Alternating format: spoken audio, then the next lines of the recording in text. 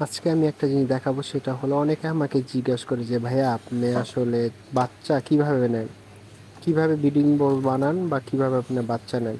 এই জন্য আমি মূলত অনেকে আমার কাছে কোশ্চেন করতেছে যে ভাই আপনি কিভাবে বাচ্চা নেন। এই জন্য আমি আজকে দেখাইতেছি আসলে আমি কিভাবে বাচ্চা নেই।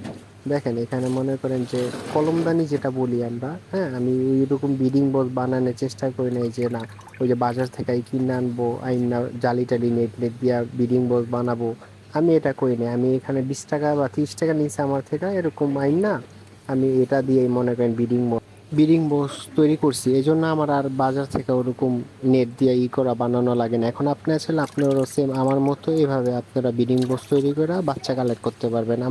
আপনার এখানে খরচও কম হবে। এখন আমি এইভাবে নেই, আপনাদের যদি অন্য কোনোভাবে ভালো মনে হয় তাহলে আপনারা ওইভাবে নেবেন, সমস্যা নেই। বাট আমি এইভাবে নেই, এই জন্য আমি আপনাকে সবাইকে জানাইলাম। অনেকে আমার কাছে জিজ্ঞাসা করে, এই জন্য আমি সবাইকে দেখালাম যে আসলে আমি কিভাবে বাচ্চাগুলো কালেক্ট করি।